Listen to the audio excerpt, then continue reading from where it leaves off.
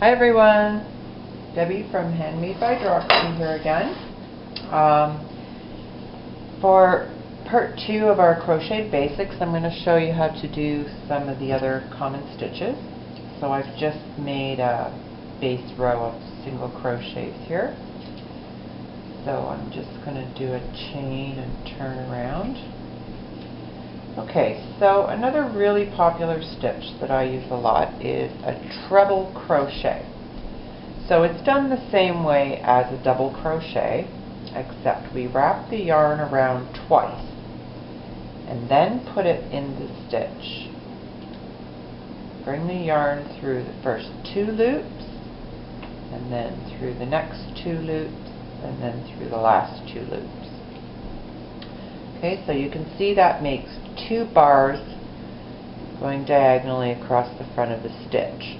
Okay, and that's what a treble looks like. Your double crochet will have 1. There's also double treble, which is just like it sounds, but you wrap the yarn around 3 times, go into your stitch, go through 2 stitches, then 2 stitches, 2 stitches, and the last 2. Okay, so that gives you 3 bars. So these are very common ones. I actually use these a lot. Now another really common one is popcorn stitch. So to do a popcorn stitch, we're going to do 5 double crochets, all in the same stitch, and you finish the double crochet. Don't mind my tension here, it's kind of loose, I know, but I'm just doing this for demonstration. I'm not really worrying about my tension. Okay, and this yarn is weird to work with. Okay, when you've done your 5 double crochets, take your hook out of the loop and come back to your first stitch. So right before the double crochet, pick up that V. Then pick up your loop again, pull it snug, and we're going to just pull that right through like that. Okay, so what you've done is made like a little popcorn thing, you can see there, and then you just continue on. Usually there's a couple of chains between, but the pattern will tell you exactly what to do there. Okay, now another one that I'm going to show you is a V stitch. This is also really popular. So you just do a double crochet, then a chain 2, and then a double crochet in the same stitch. Okay, and that gives you can see, a little V. Okay. Okay, I was going to show you how to do, it's called, I found out that the Tunisian crochet is the same as what I know as the Afghan stitch, or blanket stitch. So I'm going to show you how to do that. So this we do with this long hook that has the hook on 2 ends. You only need the 1 hook though. So you start off with a chain stitch. Okay, now then you go, we're going to go into, let's start with the 3rd chain. And pull up a loop like you were going to do a single crochet. Okay, and go across the next stitch and the next stitch. So we're just going to go all the way across. In each stitch, pull up a loop and keep those loops on your hook. This is why we have to have the long one. Now you can do this with a short hook, but you can't do as many stitches. So if this were for a blanket, I would do, you can either do a full row, like the whole width of the blanket, but that's very difficult. So usually when you're doing like this, they're done in squares or strips. So you can just join them together. And you can join them the same way I showed you to do the granny squares. just crochet a border around each one and attach them as you're doing it, or you can sew them together. Depends really on the pattern that you're making. Okay, so now you've got a whole bunch of stitches on your hook. So now we're going to go back across the line. So pull your yarn over and go through one loop. Yarn over, through two loops. Yarn over, through two loops. Okay, so you just continue that all the way back across your row. So you're kind of doing your single crochets now. Okay, then for the second row, do a chain one. Then we do the same thing again. So we're going to pick up this front bar. Pull up your loop through there. And the next one. And the next one. And you just go back across the row. And you can see this will work up really fast. So this is a great way for doing blankets and afghans. When you get to the end, just pick up the last bar. Okay, chain one, and then start doing your single crochets back across. Okay, and that is the Afghan stitch, aka blanket stitch or Tunisian crochet. And there's different ways of doing the Tunisian crochet, but this is just the basic. Okay, and you can see that gives you a nice, as you fill this in, it pushes the stitches down. Let me do just one more row for you so you can see what it looks like better. Just do this real quick.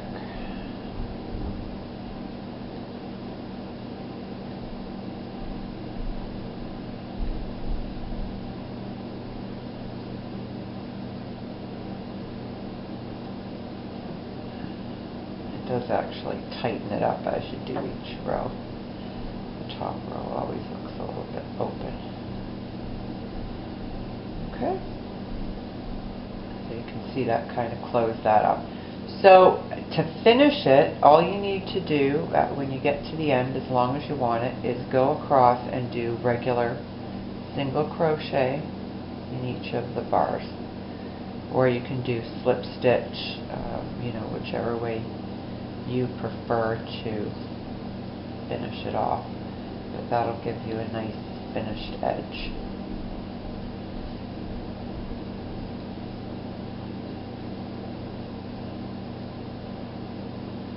Okay, and there you have it. Okay, so we have a nice little practice piece, and I think you'll find that this will just be a fabulous pattern to make. Now what you can do too is change your colors at the end of each row, and that creates a really nice effect as well. Okay, it's your blanket stitch. Okay, so the next stitch we're going to learn was requested by one of my fans, and it's called a shell stitch. So I'm just going to turn around here. Okay, there's several different ways of doing a shell stitch. The pattern, when you're using it, will tell you which one to do, but I'll show you, if you want to create your own patterns, a couple of different ways. So let's do a double crochet in the stitch, and then we'll do another double crochet and a chain two and two more double crochet. So this is just a simple shell stitch. Sometimes it's chain two, sometimes chain three, depending on the pattern. Okay, so that gives you a shell stitch with a space in the center. Usually you'd use that if you're going to continue doing shell stitches all the way up. Another way to do a shell stitch is just to do, I'll leave the first two double crochets and just do three more, so that you've got 5 double crochets, and they're usually, a shell stitch is usually about 5 stitches, sometimes more, sometimes less, depends what's going to be after the shell stitch or on top of it. Okay, so that's another way of doing it. And the last way is to do graduated stitches. So we would do a single crochet. These are all in the same stitch. Then a half double crochet, a double crochet, another half double crochet,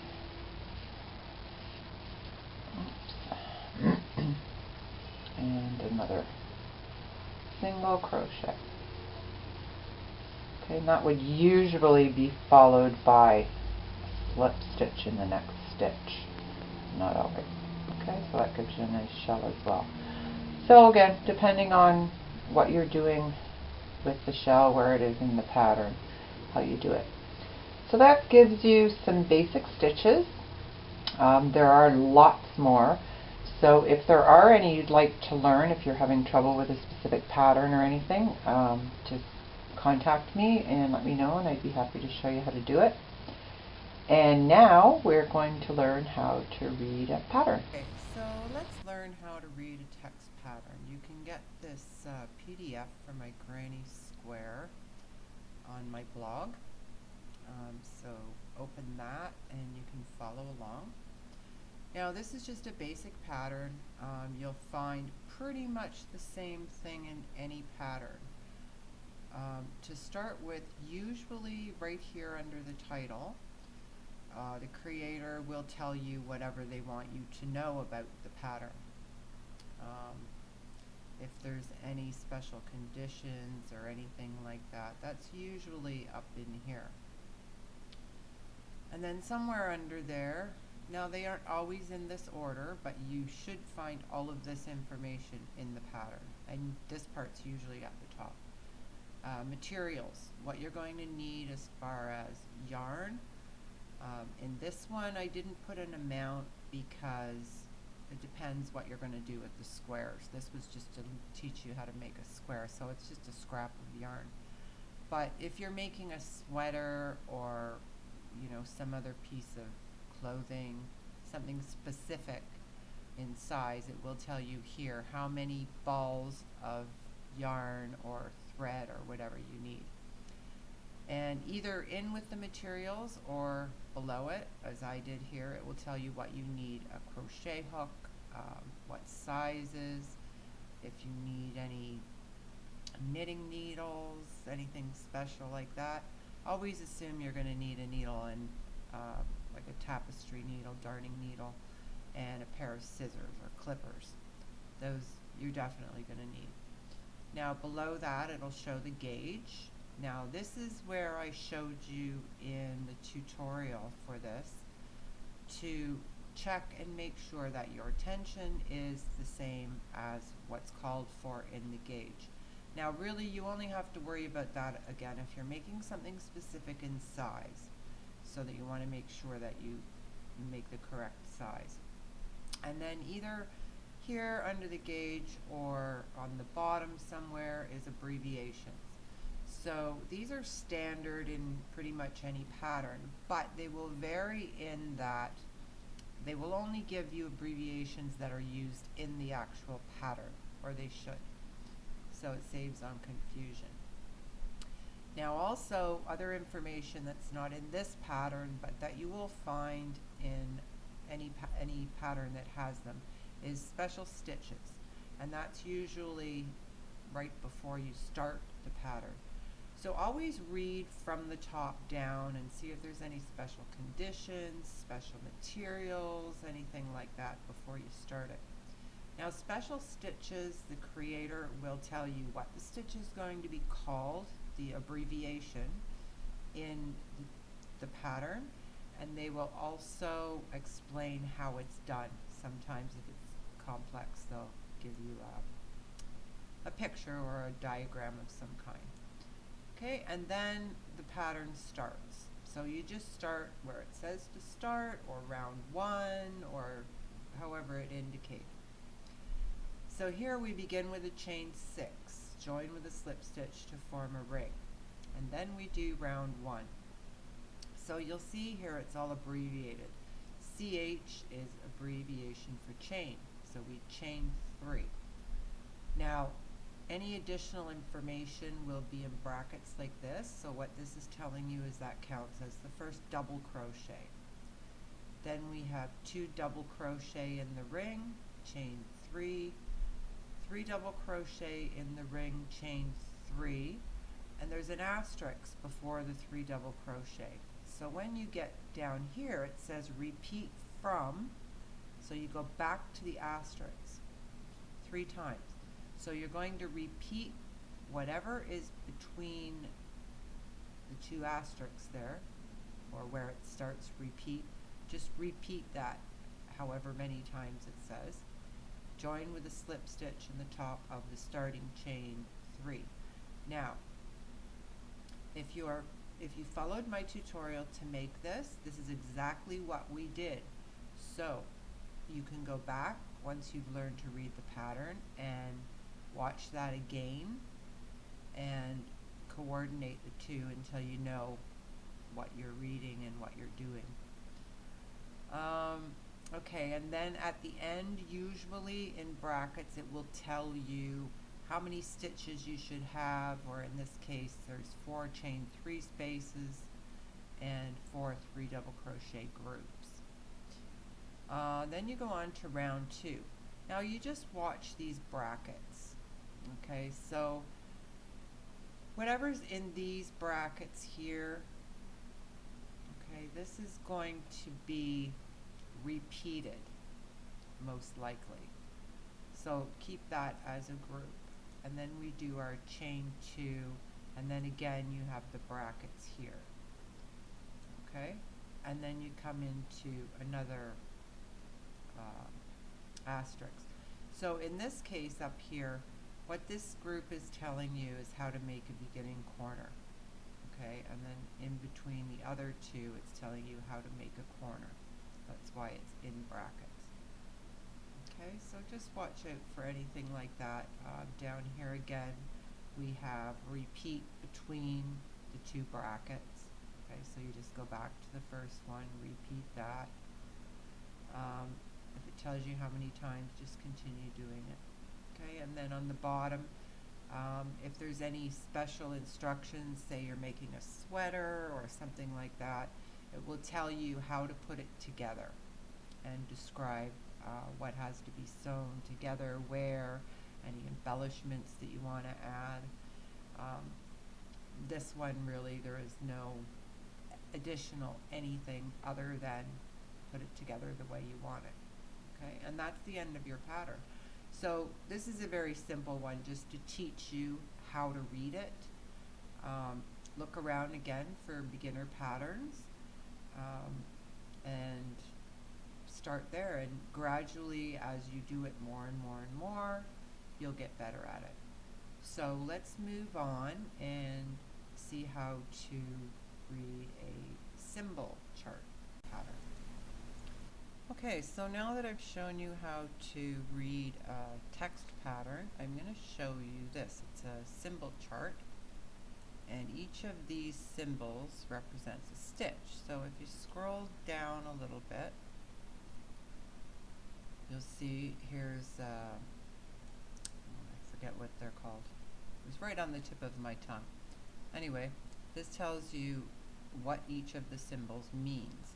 So this will be different in any pattern. It depends on what stitches have been used in that pattern. So here you see the black dot is a slip stitch, the oval is a chain stitch, the X is a single crochet, the 1 bar across the T is a double crochet. When you have the bar across the top of 2 stitches like that, the double crochets, that's 2 together. This one would be 3 together, and the solid black is fasten off.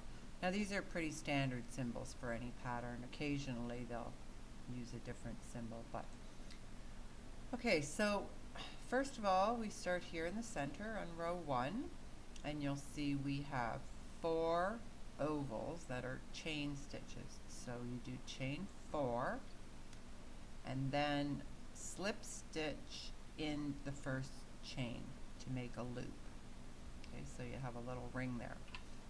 Then row 2, round 2, starts at the slip stitch. So we have 3 chains, and then a double crochet in the loop, and another double crochet in the loop, and then we have a chain 1, another double crochet, another one, and another one. So you have 3 double crochets, chain 1. So you can see this is just repeating all the way around. So all you do is follow the symbols around, and when you see that they're repeating, then you just repeat. Then when you get to the end, you've got your chain and a slip stitch symbol with an arrow to the top of the chain 3. So you slip stitch in the top of that chain 3. That finishes round 2. So on to round 3. Here we have 3 chains again, and then we have the 2 double crochets with the bar at the top. So you crochet those together. Chain 4. Now this X is a single crochet, so you single crochet in the next double crochet. Chain 4, and here we do our 3 double crochet cluster in the chain 1 space. Chain 4, single crochet into the center double crochet of those 3. Chain 4, another 3 double crochet in the space, and so we just repeat all the way around.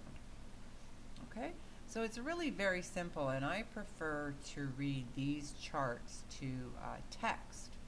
I have included, this might not even make sense when you crochet it.